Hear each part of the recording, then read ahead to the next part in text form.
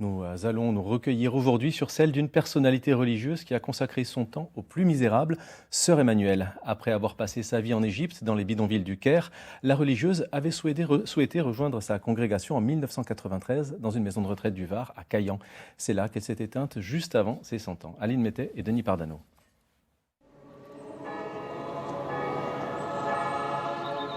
La dernière demeure de Sœur Emmanuelle se trouve à Caillan, dans un petit village du Var.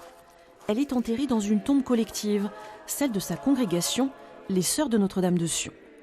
Pas de monument particulier à son effigie, même son nom est en partie effacé sur la sépulture en marbre, une volonté de discrétion pleinement assumée par le maire de Caillan. On n'a pas voulu devenir un mini-Lourdes, il n'y a pas de panneau indicateur, il n'y a pas de pèlerinage, parce que sa façon d'être ici, discrète, méritait de la sobriété et pas de la vulgarité. Sœur Emmanuelle arrive en 1993 à Caillan. Elle séjourne dans cette maison de retraite jusqu'à la fin de sa vie. Une retraite très active. Dans son bureau, elle continue à gérer son association. Elle reçoit aussi les grands de ce monde, François Mitterrand, Luc Ferry, Nicolas Sarkozy qui recherche ses conseils. Elle meurt à 99 ans. Elle est enterrée dans la plus stricte intimité. L'annonce de sa mort fait le tour de la planète. Son engagement humanitaire fascine. Sainte Marie, Mère de Dieu, priez pour nous pauvres pécheurs. Car pour tous, elle reste celle qui s'est engagée près des plus misérables. Elle passe sa vie dans un bidonville du Caire, réussit à améliorer l'existence des familles qui trient des déchets pour survivre. Ces chiffonniers-là sont généralement méprisés parce que, excusez, ils sont pouilleux, ils viennent ramasser des ordures que personne ne veut garder. On les accuse d'être voleurs, fumeurs, vendeurs de hashish et même tueurs. Et en plus, ils élèvent des porcs, animal impur pour les musulmans et quelque peu pour les chrétiens. Tout ça suffit à ce qu'ils sont comme les plus méprisés du Caire. Alors moi, ça m'a révoltée.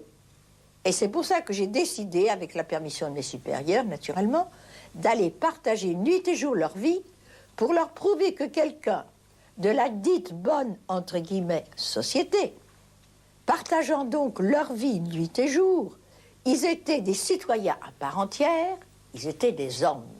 Et que c'est ceux qui les méprisaient qui étaient méprisables.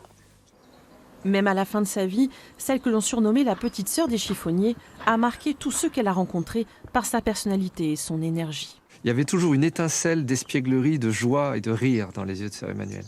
Donc c'est quelqu'un qui, par rapport à d'autres sœurs, avait eu une vie de femme. C'est quelqu'un qui connaissait la pluralité des cultures et ça lui donnait une hauteur de vue et une sagesse extraordinaire. Une trace discrète de Sœur Emmanuelle dans le village, le square qui porte son nom. Jusqu'à son dernier souffle, elle a participé à la vie locale, associative et politique. Je me souviens toujours qu'elle venait avec la congrégation voter à chaque élection à 8h, entre 8h et 8h05.